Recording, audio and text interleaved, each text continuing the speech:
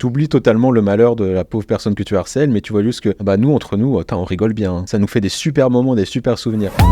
Le Déclic, une émission proposée par A2N où on invite des gens comme vous et moi, des gens de tout horizon, pour parler de sujets de société, tout en développant nos habiletés de pensée.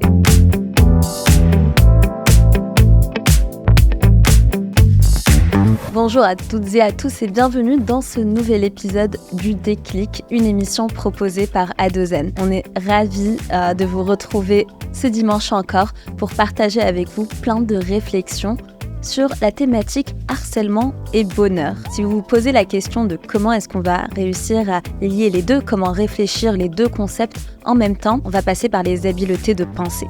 Les habiletés de pensée, c'est en fait les opérations mentales qu'on fait dans notre tête, dans l'esprit de chacun, pour argumenter, pour passer d'une idée à une autre, pour donner des exemples, des contre-exemples, distinguer, etc. Et ça va nous permettre vraiment de penser ce qu'on pense, mais aussi de savoir pourquoi est-ce qu'on le pense, et puis aussi d'être en accord avec nos propres valeurs. Pour ce faire, on va accueillir aujourd'hui Maxime. Bonjour Maxime. Bonjour. Comment tu vas ? Très bien. Harcèlement et bonheur, quand on t'a proposé ça, qu'est-ce qui t'est venu en tête ? Tu t'es dit quoi ? Ça qu'on m'a proposé, je me suis dit déjà, c'est deux thèmes, deux mots qu'on met pas forcément ensemble. C'est vrai qu'on entend rarement les deux dans la même phrase. Souvent le harcèlement c'est très dramatique, on parle plutôt de souffrance, mais on entend jamais le mot bonheur dedans. Donc je me suis dit, où est-ce qu'on m'emmène avec bonheur ? Ok. Est-ce que tu arrives quand même à trouver des liens entre ces deux termes ou pas du tout pour le coup Alors, est-ce qu'on peut être heureux en étant harcelé ? Ou aussi, est-ce qu'on peut être heureux et avoir du bonheur en harcelant ? Tu penses que le harcèlement, du point de vue de la victime, ça laisse de la place au bonheur ? Ça dépend aussi de quel degré de harcèlement, face à quel degré de harcèlement on fait face. Ça peut être une personne qui nous gâche un petit peu la vie, mais que tu vois pas forcément régulièrement.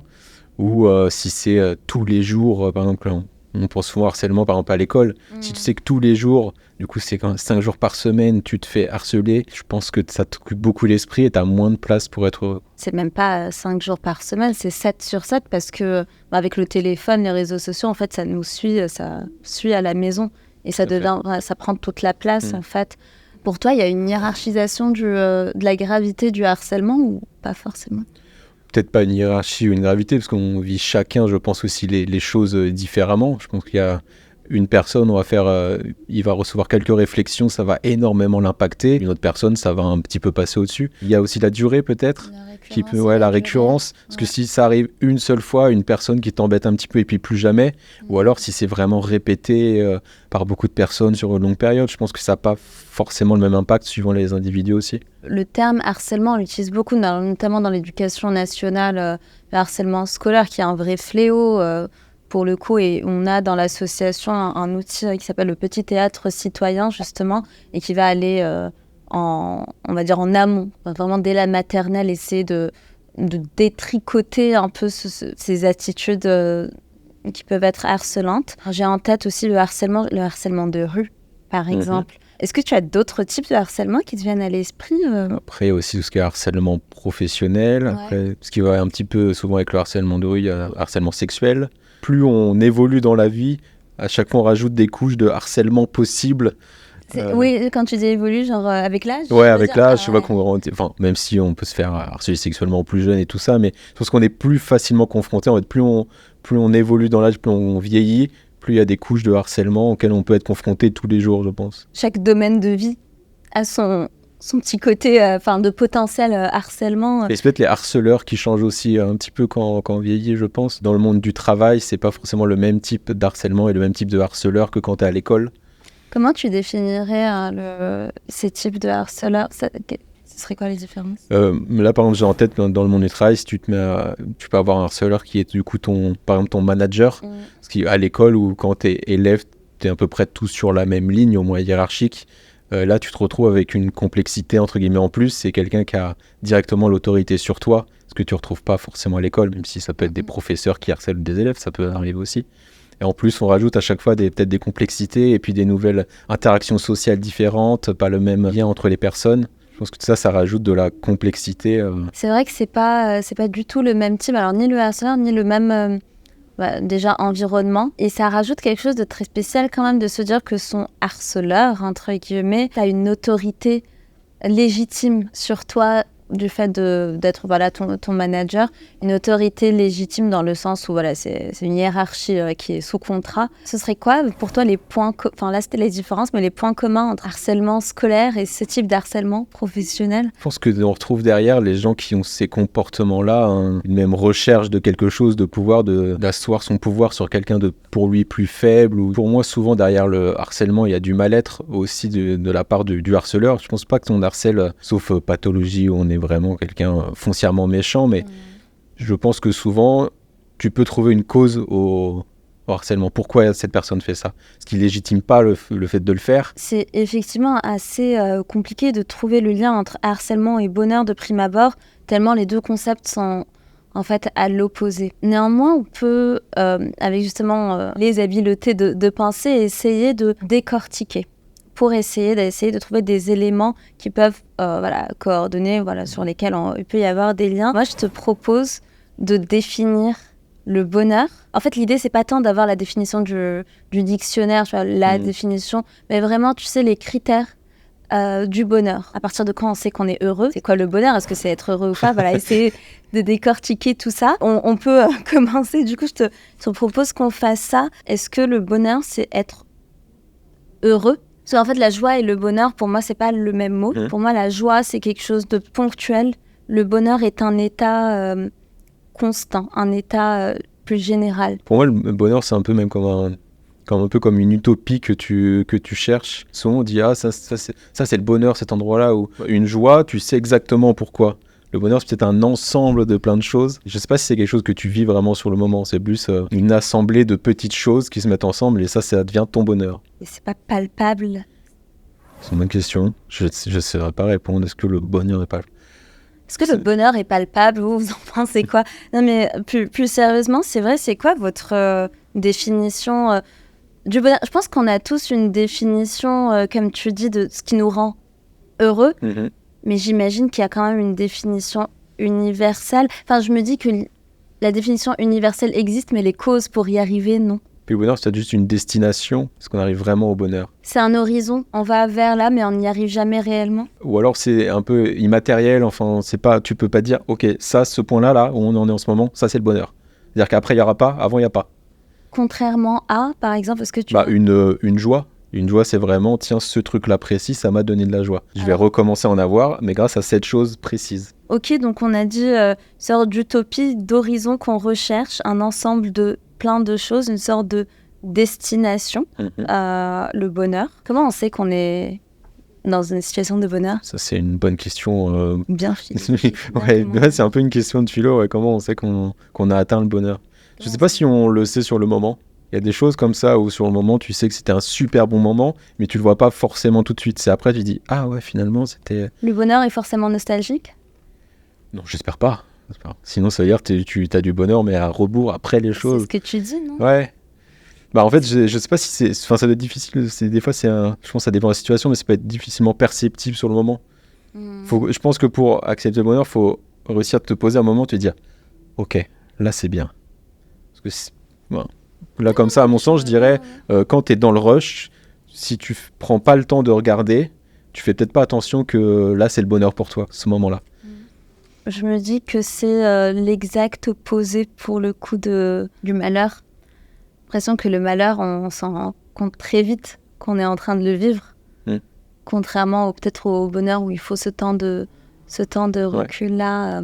Alors, étant donné que le bonheur est une destination, un horizon vers lequel on tend, qui selon nous n'est pas palpable là, maintenant, tout de suite, pendant qu'on le vit, ça voudrait dire que le harcèlement ne peut pas entraver le bonheur, puisque de toute manière, on ne l'atteint pas. Oui, mais on ne peut pas l'atteindre. Enfin, il peut être présent, on est sur la bonne voie. C'est un peu un chemin, ouais, je dirais. Le bonheur, c'est un peu un chemin. On prend plein de choses qu'on aime, qui nous font du bien, qui nous accomplissent. Donc forcément, si par exemple, tu as des choses négatives comme du harcèlement, ça te assombrit un petit peu ton avenir et tu le vois peut-être plus. Surtout si tu as la tête dedans, tu te dis, tous les jours, je suis malheureux, je me fais harceler, on m'insulte, ou on me frappe, on me rabaisse. tu te dis peut-être en ce moment ça va pas, le bonheur il est loin quoi. Je suis pas bien dans ma vie quoi. En fait, tu te rends compte que le harcèlement, non, ça touche pas ta journée ou ta semaine ou ton année scolaire. Ça touche quelque chose de plus grand, pas le fait que tu sois heureux ou pas sur le moment, joyeux plutôt ou pas. Ça te modèle aussi ta manière de penser, enfin ta manière d'être et ta personnalité aussi, que d'être harcelé. Et tu vois, si on devait faire une phrase entre harcèlement et bonheur, sans que ce soit une phrase du type « le harcèlement, c'est pas bien et ça empêche le bonheur », enfin un truc de plus précis par rapport à ce qu'on dit, c'est vraiment le harcèlement est un obstacle sur le chemin vraiment du bonheur, mais avec l'image. Même quand il n'y a plus de harceleurs, je pense que ça te laisse des traces, hein, pour certains, je pense, à vie. Et donc forcément, ça modifie. Je pense qu'il y a des choses que tu peux continuer à voir de façon très négative, même si c'est plus là sur le moment. Et quand la personne disparaît, les effets ne disparaissent pas pour autant. C'est ça. Et en fait, tu vois, je me rends compte, bien évidemment, on le sait, on le savait tous, mais à quel point c'est grave, parce que ce n'est pas éphémère, en fait. Enfin, c'est vraiment un lien hyper fort au bonheur. Est-ce qu'il y a du bonheur dans le fait de harceler ? Enfin, j'aimerais juste qu'on précise quand même que le fait d'expliquer ne justifie pas, ou d'essayer de comprendre ne justifie rien, ni ne légitime, encore moins ne légitime. L'idée, c'est vraiment juste de creuser la pensée, d'y réfléchir. Quel type de bonheur on peut trouver selon ce qu'on peut imaginer, selon toi, dans le fait de harceler ? Je pense que ça dépend de quel type de harcèlement tu fais. On disait à l'école, au collège ou au lycée qu'on harcèle beaucoup en groupe. Je pense que ce qui tend aussi à harceler et ce qui fait que tu continues, c'est grâce à ça, tu vois qu'il y a des gens autour de toi. Tu es un peu le centre, ça crée une bande, ça soude des gens entre eux. Je pense que derrière, tu peux y voir un truc un peu positif. Tu oublies totalement le malheur de la pauvre personne que tu harcèles, mais tu vois juste que nous, entre nous, on rigole bien. Hein. Ça nous fait des super moments, des super souvenirs. Ouais, moi, j'ai certains souvenirs de collège où, avec le recul, tu te rends compte de situations que tu as vues ou que tu as vécues. Tu fais « Ah ouais, c'était du harcèlement, ça ». Sur le moment, c'était un moment de rigolade entre copains. Les gens rigolaient. Des fois, la personne harcelée rigolait aussi avec les personnes. Et c'est vraiment, je pense, après, quand tu prends conscience de certaines choses, tu te dis « Non, mais c'est hyper dur, ça, ce qui se passe, en fait. » Mais sur le moment, c'est juste des bons moments, peut-être du chemin vers le bonheur, c'était des bons moments avec tes copains. C'est un sujet, tu as l'impression qu'on en parle plus aujourd'hui, moins ? J'ai l'impression qu'on en parle un peu plus. Je sais que quand moi j'étais à l'école, j'en ai jamais entendu parler. En tout cas, j'en ai aucun souvenir. Je sais que quand j'étais au collège, j'ai jamais entendu même le mot. En tout cas, j'en ai aucun souvenir. En tout cas, il n'y a rien qui m'a marqué. Et qu'à ce moment-là, j'aurais pu me dire « Ah, c'est peut-être du harcèlement. À l'école, jamais. Et ça fait que quelques années quand j'en entends parler vraiment dans les médias. Mais parce qu'il s'est passé des choses tragiques d'enfants qui se suicidaient à cause du harcèlement. Et c'est seulement dans ces moments-là où on en parle. Je pense que c'est un peu un petit côté sensationnaliste quand on en parle, alors que du harcèlement, il y en a toujours eu. Malheureusement, je pense qu'il y en a toujours un petit peu. Et c'est pas parce que tu en parles une fois dans les médias, et toujours dans des cas extrêmes. Je n'ai pas le chiffre de personnes qui sont harcelées chaque année en France, notamment dans les écoles, mais je pense qu'il est assez élevé. Et c'est pas parce que tu parles une fois de quelqu'un qui, du coup, s'est suicidé que ça va régler les choses, quoi. J'ai pas l'impression qu'il y a de prise de conscience. Parce que pour moi, une prise de conscience, ça va faire de la pédagogie auprès des gens et un petit peu, dire pas les éduquer, mais je pense qu'on est très jeune, juste apprendre les différences, justement, entre faire une blague sur quelqu'un. Pour toi, c'est peut-être une blague, mais lui, peut-être, il le vit pas comme ça. Ça, pour moi, c'est pas forcément quelque chose qu'on dînait. Des fois, à un certain âge, ou même beaucoup plus vieux, il faut que quelqu'un de l'extérieur nous dise « Alors attention, toi tu prends ça comme une blague, mais répéter tous les jours, si tout le monde dit la même chose à cette personne, c'est plus drôle. » Mais alors peut-être que ce sera ça, les cours d'empathie, en fait, d'apprendre, d'enseigner aux gens ce qui est, en fait, juste le respect de la différence, y compris la différence de pensée et la différence de sensibilité. C'est ça, apprendre à écouter les autres, à écouter aussi les autres points de vue et surtout le ressenti des gens. Ne jamais minimiser ce que ressentent les personnes en face. Et je pense que c'est pas facile parce qu'on le retrouve donc à l'école. Moi, je trouve ça même c'est un peu facile de toujours montrer du doigt cet exemple-là. On se dit oui, mais c'est des ados, c'est les réseaux sociaux, c'est les machins. Alors on voit bien qu'on retrouve ces comportements à n'importe quel âge dans le monde du travail, pourtant avec des grandes personnes, des pères, des mères de famille qui ont les mêmes comportements. Alors que à ces gens-là, normalement, tu n'as plus besoin d'apprendre que se moquer tout le temps de quelqu'un, c'est pas bien parce qu'il va le prendre mal. Ouais. Quand tu as 12 ans, que tu n'es pas intériorisé ces choses-là, ça peut être normal. Parce qu'il y a t'as pas vu beaucoup de choses, tu connais pas tout des émotions humaines. Mais quand tu as 40 ans, que tu fais la même chose, pour moi, là, ça devient... là, c'est pas des cours d'empathie, quoi. C'est ce qu'on fait encore aujourd'hui. Je trouve qu'on fait la même chose qu'à l'école. On parle des cours d'empathie. Ouais. En entreprise, on va faire un petit peu pareil.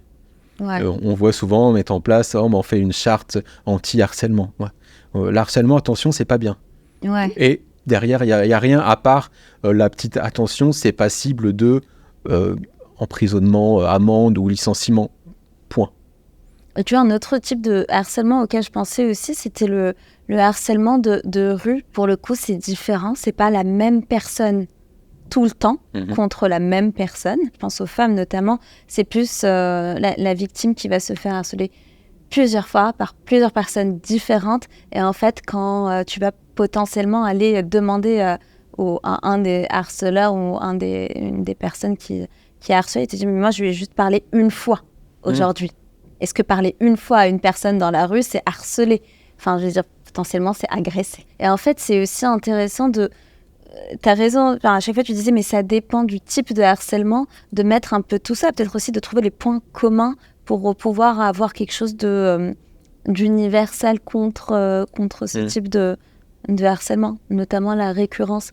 Mais la récurrence, pas de l'action, mais aussi le fait de subir cette action-là, enfin le ressenti de la personne doit compter. Du coup, le harcèlement obstacle éternel, en tout cas avec des effets éternels au bonheur, c'est ce que moi je retiens un peu de nos échanges. Toi, avec quelle idée tu repars de ces échanges-là? Un petit peu la même idée au éternel, peut-être un petit peu fort, parce que je pense qu'il y a certains effets du harcèlement qu'on peut, notamment en parlant, en allant faire des thérapies ou ce genre de choses, où on peut réussir à construire autre chose par-dessus. Pour moi, ça ne disparaît jamais. On ne peut pas effacer ce qu'on a vécu, mais on peut réussir à le transformer. On peut peut-être le modifier un petit peu, cet obstacle, on va en faire une marche, par exemple. Du coup, ça va nous aider. On peut peut-être réussir à en tirer un peu de bénéfique pour aller vers ce bonheur finalement. Mais j'aime que tu sois plus optimiste et plus positif que moi, en tout cas. Merci beaucoup, Maxime. Merci à toi. Et merci à vous d'avoir suivi ce nouvel épisode. J'espère qu'il vous aura plu, que ça vous aura